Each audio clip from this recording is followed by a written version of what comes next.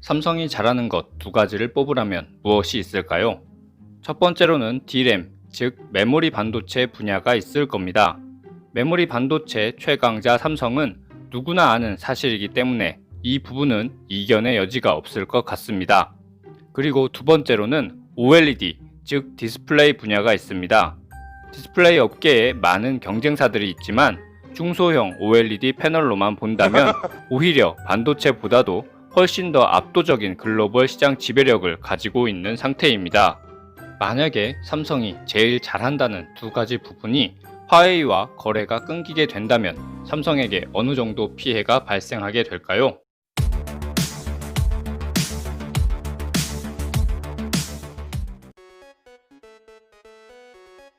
먼저 메모리 반도체의 대략적인 매출과 영업이익을 살펴보겠습니다.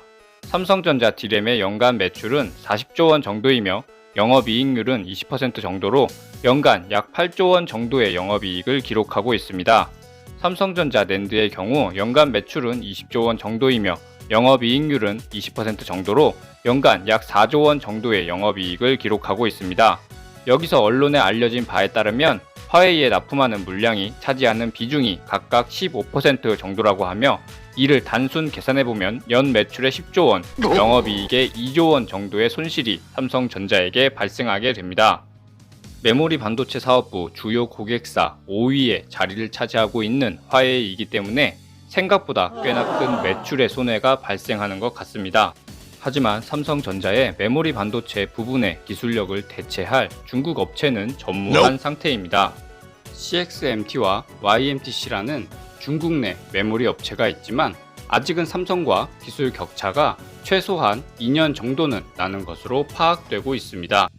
때문에 화웨이에 삼성이 납품을 못하게 된다면 이를 대체할 회사 자체가 없어지게 되기 때문에 화웨이가 스마트폰 시장에서 사라지는 것을 더욱 가속화시킬 가능성이 있습니다. 이후 화웨이의 빈자리는 샤오미나 비보 같은 또 다른 중국 내 업체들이 차지하게 될 것이기 때문에 떨어졌던 삼성의 메모리 반도체 분야 매출은 시간이 지나면 자연 회복이 될 것입니다. 삼성 디스플레이의 OLED 연간 매출은 30조 원 정도이며 영업이익률은 10% 정도로 연간 약 3조 원 정도의 영업이익을 기록하고 있습니다. OLED에서 화웨이가 차지하는 매출 비중은 많이 잡으면 20% 정도로 파악되고 있으며 만약에 거래가 끊긴다면 연간 매출액 6조 원, 영업이익 6천억 원의 손해를 보게 될 것입니다. 금액 면에서는 메모리 반도체보다는 크지 않지만 큰 차이점이 있습니다. 바로 BOE라는 중국의 자체 카드가 있다는 것입니다. 즉 화웨이가 삼성에서 패널 공급을 못 받게 되더라도 BOE로부터 일정량의 패널 대체가 가능하다는 뜻입니다. 만약에 삼성 디스플레이가 화웨이로 인하여 손해보는 만큼의 물량을 타 업체들로부터 수주받지 못하게 된다면 시간이 지나더라도 떨어진 디스플레이 시장 점유율을 회복하기는 어려워질 수 있을 것입니다. 때문에 장기적으론 메모리 반도체 분야보다 더 큰 손해가 발생할 가능성이 높아 보입니다. 이번 시리즈에서는 단순히 공급자 삼성과 고객 화웨이의 1차적인 관계상에서만 삼성의 이해 득실을 따져보았습니다. 삼성의 입장에서는 화웨이가 주요 고객사 5위에 자리 잡고 있는 만큼 득보단 실이 더 클 수밖에 없는 것이 어쩌면 당연한 것일지도 모르겠습니다.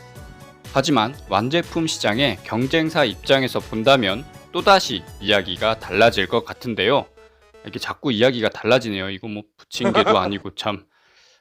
아무튼 당장 스마트폰만 보더라도 본인들의 뒤를 바짝 쫓고 있는 경쟁사가 미국에 의해서 사라지게 된다면 삼성의 입장에서는 그야말로 손 안 대고 코 푸는 격이라고 볼 수 있을 것 같습니다.